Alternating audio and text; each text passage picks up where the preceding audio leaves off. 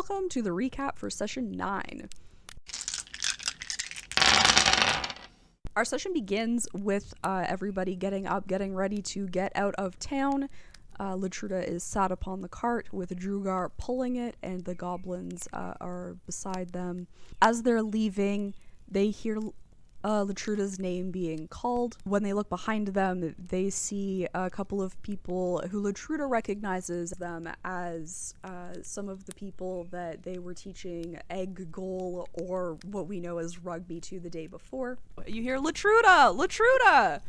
And there's like a small group of people. The rest of you don't recognize them, but Lotruda recognizes them as some of the people that they were teaching egg goal or rugby to. I will slow down, but also it's one of those scenarios where I'm not sure if Lotruda wants to be caught because I don't think they did. So it's kind of like a slow down, waiting for orders type of scenario. They catch up and hand Lotruda a basket full of goodies as a little thank you for teaching them the game.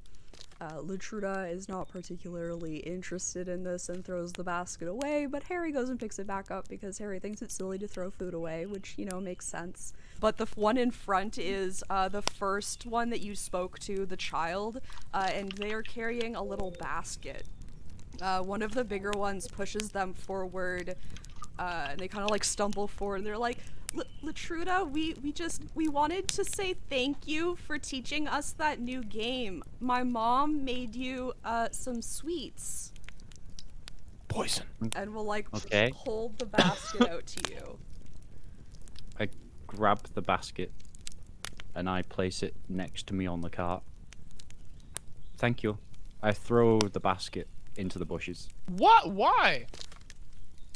I go get the basket.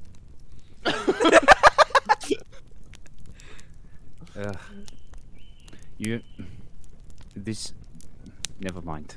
Fine, keep the basket. You can have it. It was a kind thing they did for you. I don't think the natural reaction to being offered a basket of sweets is to throw it into the woods. I waited until they were gone. And then they're on their way. They're traveling down the road. Nothing particularly interesting happens on day 1. Lotruda does ask a little bit more about the city and the like neighboring area. Harry finds some mushrooms, which Lotruda says maybe don't pick those up, but he does anyways, as Harry does, and throws them in his pack. I'm gonna just question the goblins on like the intricacies of the law enforcement and like, you know, who's in charge. What like is there much crime? Like what happens? Like what's seedy? There's some shit going on. So they will tell you that, as far as they know, nothing particularly seedy, is happening at the village that you just came from. When you ask them specifically about, the kids that brought you the basket of goods, they will tell you that the reason that they did that is because they don't want to have any debts, so they feel like you paid them a favor, so they had to repay that. And then as for the city that you're coming up to, there is a bit more, like, law enforcement. It's more just, like, protection of the city in general. Basically, as long as you're not being, like, an asshole, like, you're not gonna have any problems. So, like, don't start any fights or arguments or anything like that. But they'll also let you know that it's a very, like, magic-focused, area. And that they'll tell you that you'll feel different when you walk in. I've got really good survival and things, and I just sort of sat back just in the I got a 5. Oof. Okay, so what's Lotruda's passive perception? I think Lotruda notices Harry walking towards a patch of mushrooms that are very brightly colored. And he's maybe reaching out to touch them, and that might send alarm bells off in your head about touching random mushrooms. I'm gonna throw a sweet. My sweets! Ooh, a mushroom next to my sweets. I bet these will go great together. Imbeciles, stay away from the bright colors. What are you doing? Don't just pick shit. Well, it's How the fuck have you survived for so long? It's brightly Lotruda. It's brightly colored because it's rich in vitamins. That's what gives it the color. The next night, the goblins warn them not to go too far from the road. However, on Lotruda's watch, they do stray from camp, only to be met by some little blue people. As they walk, it seems normal for a while, and then there is like a whoosh of air that passes in front of you. Excuse me. Okay, so you feel, you gain the insight, that it wasn't just like a gust of wind, something moved past you, like something physical moved past you. For a split second, I have a Zephyr strike. When I feel the wind coming from one direction, I'm gonna sort of jump in that direction to like try and match the speed for a second so I can get a glimpse of it. Okay, so you want to try to run like the same direction that the something is running. Yeah. Yeah, so you catch the glimpse of a small blue humanoid-ish type figure running. I go, hello! And then stop. It is strange around here. How are you doing? I'm just out for a stroll. That's a very dangerous thing to do. The rest of the morning is normal. The next day of travel, Drugar asks if there's any way that they can get going faster, because he's a little worried about pulling this cart for 5 days. But neither of the magic users have any way to speed him up or anything like that. As they're going, they notice some quick wins, the same as Lotruda noticed the night before. Partway through your day of travel, as you're walking, both of you feel a quick breeze pass in front of you. Ooh. Oh no, that's the thing, the breeze. But would we? I know we've been warned, but would we know that that's what Lotruda experienced? I don't know. I don't think Drugar would. To be honest, he probably wouldn't put two and two together. That's fair. What about Harry? Do you think Harry would, or do you think? I think so. Yeah. So Harry, is there anything that you want to do about the fact that you felt a quick breeze? I'll be like, hey, Fey bits, Fey biddies, tiny Fey robbers. So a little whiles away, like off to the side, you do see one of them stop and kind of survey the group, and off in the distance they then see one of these little blue people stop and look and kind of give them the up and down. Harry decides that it's time to fight, and sends off a couple of magic missiles toward them, basically exploding them where they stand. He decides that he's gonna go check out the body. He does find a pouch of gold and gems. Can I fire off a magic missile at it before it runs away? Ooh, good. You can certainly that's try. like auto hit, isn't it? Well, I'm gonna try. Magic missile doesn't miss, right? You do get it off. You can hit. So what kind of damage does it do? So you watch these three missiles, and what's really interesting is so the first one goes to exactly where it's standing, before it like takes off, but you do watch it take off, but because of what it is, you watch the magic missiles like follow, and so they do get like 80 feet further away before they fall, and now you can see like you see the grass bend over where it falls. All right, I'm gonna go grab this trophy. Yeah, so you can walk over to the body. You definitely do find some valuables on it. In addition, you can find a dagger with like, it looks like a regular dagger, except the hilt of it is like pretty. You can find like a pouch of gold and small gems. However, the little blue person was not alone, and they end up in combat. While you're over Lotruda there, you do is gonna feel like a wind. Sorry, you do feel like a wind go past you on both sides. But I'm sorry, but they don't stop. And then you're just gonna walk back to the group. Yep. So as you do that, okay, so you obviously considered shooting again. So I think they see that you considered fighting. Well, I think I wasn't able to, right? I probably tried to, but I wasn't able to get a beat on it. Yeah. Yeah, so like what I'm saying is like they saw you like try to keep fighting. Yeah. They probably saw me like point my staff and like try to track it, but couldn't get a beat. So just like went The Yeah, sun and got so- display of sun red got in was your just eyes. like just to make sure that everybody is involved, just in case, I'm gonna get everybody to roll an initiative now.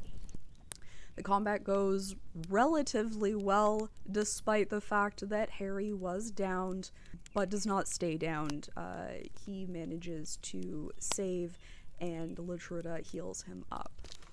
So that so you've readied an action then. Yep, both. I think both. All yeah, I of readied us. my axe as well. The javelin hits, and you watch the little blue person kind of like stop in their tracks. They're very hurt. They pull the javelin out, but they continue forward. summon my wizardly voice, and I point my finger. And the creature that damaged me is momentarily surrounded by hellish flame. So the little blue person is set aflame, crisps, and falls to the ground. Yes. That almost Okay. insta-killed you. 16. Okay, so I'm down. 12 plus 2. Yeah, okay, so that's your first That's a success. success. Mark a success. Woohoo, Ooh, the first one I was a just get to- success. Whoops. Throw the axe. Do it with Man. disadvantage. Yeah, so the axe connects enough that it like takes like a chunk out as it hits. You're going to see the enemy bend down, rifle through Harry's unconscious body, and then is Take going it. to run away. Harry, you must roll another death saving throw. I fail. Okay, so you don't do any harm, but Okay, that's the wounds are definitely still open.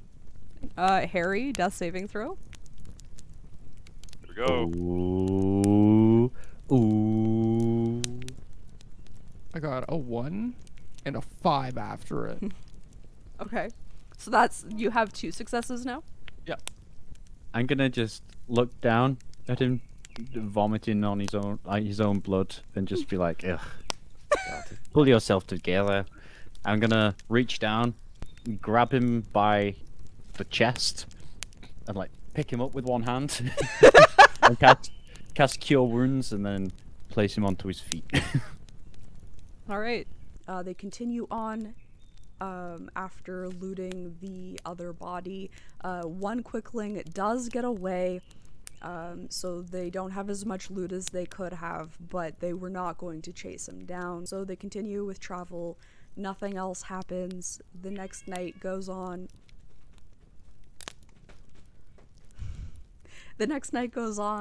Nothing happens. Day 3, nothing particularly interesting happens. Iggy, can you please stop screaming? Lotruda does ask the goblins a couple of questions, a little bit more about the city that they're going to. It's like spells and stuff. You know, it's a magical place that we're going to. What are the levels of the healers that are there? Do we have like a is there anyone that can regrow limbs by any chance? Ooh, that's a Oh, that'd be really cool. Maybe. That'd be cool. I've never looked for somebody to regrow a limb before. I mean, just one arm or one leg would really give me a bit of an advantage. You've seen how badass I am, and that I'm missing half of my limbs. Yeah. I mean, there's definitely healers around. It's a very potent magic area. I wouldn't be surprised if you could find somebody who could do it, but I don't know anybody specifically. And then night 3 comes. During the first watch, Harry is up and maybe a little too late notices that a darkness is encroaching. He cannot see anything through it. It is not like normal darkness. It is perhaps magical darkness. So he wakes everybody up. The goblins tell them it will be okay. Just sit tight. Don't be afraid. It's not going to hurt you. You're sitting there. And you're not seeing anything of note. But then it seems kind of suddenly you can't see in one direction. It's just dark. Every so often you see like a little light at the edges of this darkness. And the darkness seems to get closer to you. I'm gonna wake everyone up and be like, thing. Oh, okay. You basically wake us up by going, "Hey," and then just point. Yeah. So it's the darkness is pretty close to you now. It's starting to engulf the area just outside where you've set up camp. I look at Gat and Yagak, being like, "What am I? What's this?" They will look at it and they will say, "That is the darkness. Don't move. Just stay here. It will pass." So the darkness continues to move forward toward you. It starts engulfing your camp. It engulfs you. I would like everyone to make a wisdom saving throw with advantage. However, Lotruda and Harry are frightened anyhow, and Trugar's just fine. So when he realizes that the other two are panicking, he tries to stop them. Harry and Lotruda are frightened. Generally, that means you're going to try to run. And you put your leg on. Oh. No! The one Why did I put my leg on? The one time it would have been in our advantage. Drugar, however, is not frightened. It doesn't work. So he decides to call out to them now that they've run away from him. And their second wisdom saving throw is successful for both of them. Listening to Drugar's voice, they manage to find their way back. The darkness passes without any harm coming to them. So I guess I try lurching and jumping, and I miss because I can't see them. So you both come to the realization that your mind was messed with a little bit, and you were frightened of the darkness. But now you can make logical choices. However, you have no idea where anybody else is anymore. Oh, so I can't see. Okay. And You we are ran away, still so in the not- darkness. And Drugar will just bust out in a song. I love Don't it. go breaking my heart. I could if I try. He's starting to cry. Really 'cause he's expected you missing to sing a people. song from the darkness. So as you guys are moving, you can feel the coldness of the darkness moving past you. You make your way back to Drugar. Lotruda does end up a little upset that the goblins haven't been giving them a bit a heads up about the dangers of being where they are, but the goblins are basically anything can hurt you, so just be aware. We can't really they can't really give the party any tips, because the tip is if you don't know what it is, it will probably hurt you. How about goblins? We have a little fucking conversation, okay? What else do we need to watch out for? On your normal journey? Okay. Like a fucking heads up or something would be great. Just vague things like stay away from, stay close to the path, or stay still. What was that? What the fuck? Come on. I don't know. Give me more. It's the darkness. It's just like a cloud of darkness. The list of things that you should be worried about is far too long for me to list out everything that might hurt you here. Basically, if you don't know it's safe, it might hurt you. The next day and night go, you know, just mundane travel, as well as the 5th day of travel, which is when they find the city. Yeah, so again, unless there's anything specific, you guys can do your regular watches and get on with your last day of travel. Yeah. We're getting closer to the city now. You are getting closer to the city now. Can we see it in the far distance yet? Absolutely. Or... You can definitely see it. It's definitely flat enough that you can see, and like this looks like a city compared to everything else that you've stopped in. Like larger buildings, more of them. Another thing that I'll mention is that the city does have a wall around it, so you can only get in like specific spots where there are gates. As they're approaching the city, they start noticing this vibration or charge in the air. They recognize it as being kind of similar to that around the rifts. Both Lotruda and Harry are aware that this is some sort of magical feeling. Drugar less so, being not a magic user himself. But yeah. Anyway. So you guys get to the city. As you're getting to the city, you start to feel, like a vibration, a tingling in the air. Ooh. It's not entirely dissimilar from the feeling that you got when you were like getting near to the portal. Oh. Okay. Like say Okay. like just like basically like magical electricity in the air. But they enter the city, no problem. And the first thing that they notice is how colorful it is inside the city. You walk into the city. The first thing that you notice is that it is super heckin' colorful in here. But it has like very specific colors that stand out to you. So you can see a lot of like one color of purple, red, green, pink, black, like a yellow, gold, blue, and gray. That doesn't really mean anything to you, just that those are the colors that really stand out to you. It's very hustle bustle, lots of things going on, lots of people moving around.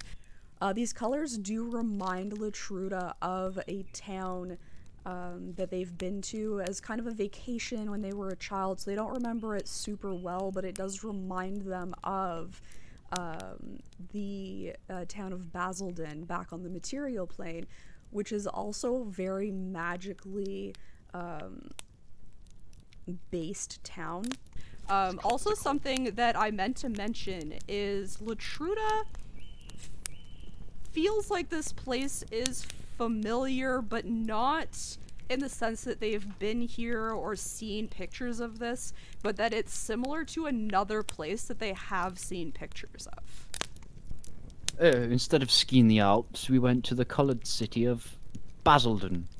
It does. Basildon. I I love might it. workshop the colored part just because that might come across Yeah, inappropriately. I was thinking that too. I'm like, that Gotta might not watch be what I out for wanna damn call it. But coloured city. the Basildon part will stick. Colorful, maybe the colorful city of Basildon. Perhaps, yes. They notice that in addition to like the place being super colorful, there are also people walking around in robes of these colors. Oh, wait. I would like to look for some people that look... Keep an eye out for, like, holy-looking people. Like, you know, insignia, like, gowns. You don't notice any insignias, like, at all. But you do notice people wearing robes of the colors mentioned. And you also notice that some of the people have, like, their eyes or their hair or, like, their nails and fingers are also these colors. And so Lotruda decides that finding somebody in a robe and asking some questions is maybe the right thing to do. And so they do that. They walk up to somebody in a green robe, find out that they're wearing a green robe because their magic specialty is necromancy.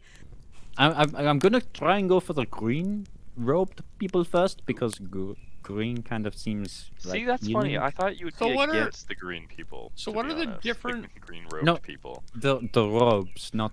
So what are how many different colors are there? Do we know about their motivations or their platforms? You know nothing about the colors. This is all speculation at this point. Lotruda wants to walk up to a green robed person. Does anybody else have any, like, are you gonna go with them, or are you kind of like... I feel like I need to just in Yeah, case I'll definitely go with anything Lotruda. happens. Okay. I'll definitely go with Hold me back! I'm sorry, season thing? Sorry, I'm looking at your clothes. Why are you green and they're not? What is this? It symbolizes the type of magic that I, have specialized in. And green is...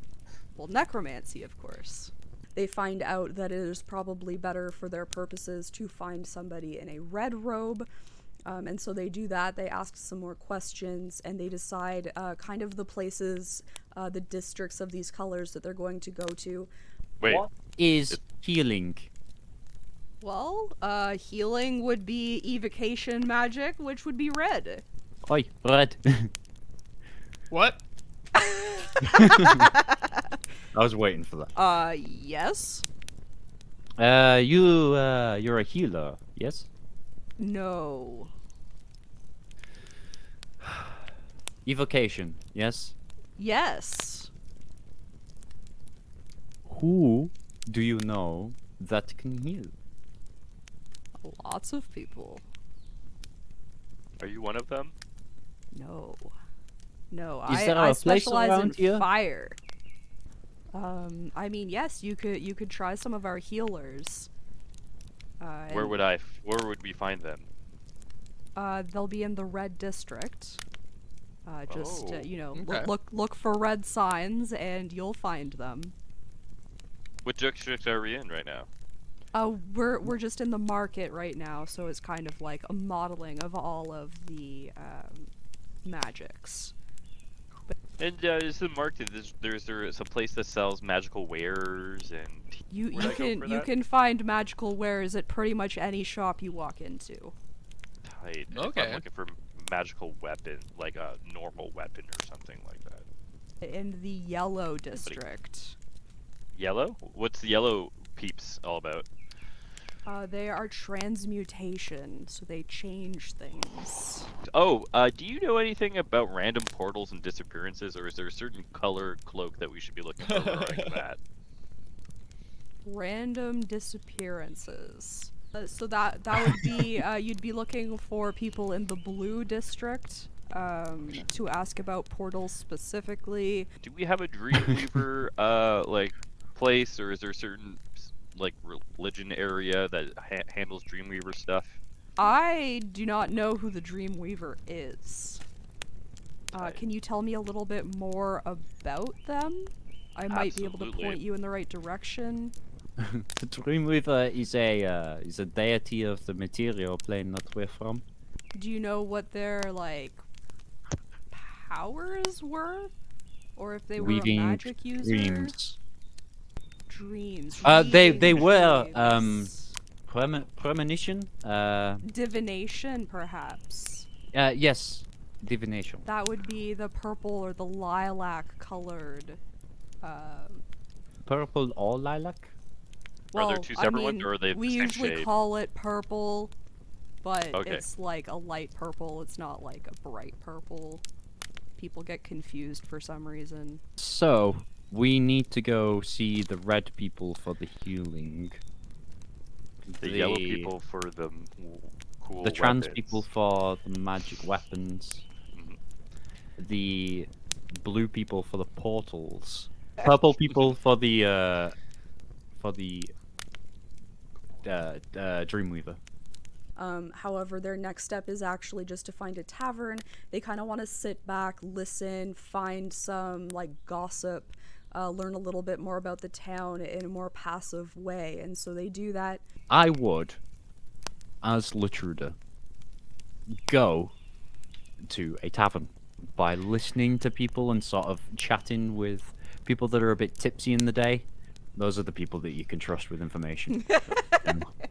It's called the Shaded Canopy, and it's a dome-shaped canvas building that looks like a market tent. Okay. And it's got like it's almost like a bazaar. They've got shisha pipes, and there's people just chilling out on pillows sat around. Ooh, I like it. I like it a lot. Eventually, they end up overhearing a group talking about being from the material plane. Finally, some people that might be able to help them a little bit more and like understand them a little bit better, because they feel kind of out of place in the Fae, obviously. So most of the gossip that you hear is just, like you said, like, this is a lot of people who are just there, like, waiting on other people, like, they're the, like, carriage drivers and, stuff like that. So it's a lot of gossip about the people that they've been, dragging around, so it's not really necessarily gossip about people that live here. You do also overhear, some conversations, that lead you to believe that those people are from the material plane. And they're here, like, training or visiting or something like that. So they decide to walk up, ask some questions of these people from the material plane. They get to talking. Well, firstly, my name is Saldana. It is nice to meet you, Lotruda. Hey. Is that your full name? It is my first name. I got told names were important, so They I was are. just You're absolutely right. I have not heard about these portals or anything. Time dilation Yes. is definitely a normal thing between this plane and the material plane. However, probably not in the way that you think, being that it's not always the same. Sometimes more time passes here and sometimes more time passes there, and people don't really understand what the difference is. It just seems to be the way that it is. That's pretty much all I can say about what you've said. I hope that you can figure out what the heck's going on with the random teleporting, because that sounds terrifying. Yes, it is quite a concern. People have gone missing a couple of times. Also, did you know we learned today that there are multiple types of material plane and not just the one? There's like separate sets of dimensions of planes. I didn't know that. I learned that recently. One of the other people at the table is gonna pipe up and be like, that's like a real thing? I knew that that was like a thought experiment, that it might be a thing, that people were kind of looking into it. I didn't know it was real. No, that is actually a real thing. This guy is from the material plane, but a different one. I think he's called Bowstain. What did you call it? Bowstone? Where are you from again, Harry? Baston. Where am I from? Baston? Boston. Yes, Boston. Yeah. Well, that is Stan? very cool. I would love to talk to you about that sometime. And eventually they do decide that work can wait and it's time for fun, and so they spend the rest of the night with these people, or maybe not. We will find out. Is there anything else, or you want to just join us for the evening, or? Oh, I mean, this is very tempting, but I feel like, I mean, to be honest, I'm Got that pretty checked fucked after those 5 days of sitting in a cart. So I wouldn't mind having the evening of just Rest. livery. Yeah, sure. Livery. What? Yeah, we're using our liveries. Some words in common are so fucking hard to say. Are we towards the end of the day at this point? Would you say? Yes. Okay. Yeah. So you guys just want to spend the rest of the night in the Partying up. bazaar? We partying this up for the evening? I think Yeah. Yeah. Okay. Where are you Let's- staying the night? Wherever I land, baby. so. Yeah, pretty much. We'll see where we wake up. They've decided that they're just gonna really let loose for the night and kind of see where the night takes them. But what does that mean for where you're going to spend the night? Should I actually just Who let you knows? guys fall asleep where it happens, where I you think- fall asleep? You said there were 8 districts. I say, at the beginning of the next session, we all roll A an D8. 8-sided a D8, and we see which district we end up in. And that's where we're gonna start session 10. It should be a blast. If you want to catch that live, you can. I will put a link and date in the description down below. I hope to see you there. If not, you will be able to find it back here.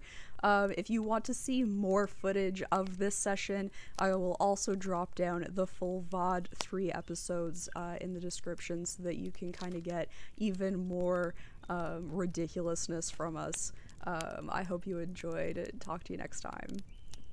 Hey, thanks for checking out Chicka D&D. If you liked what you saw, click all the buttons down below. Subscribe, like, comment, you know the drill. Also, it'd be really cool if you came and checked us out live at Chickadee93 on Twitch, where you get to participate in the conversation or watch us play D&D on campaign days. Thank you again so much. See you next time. Bye.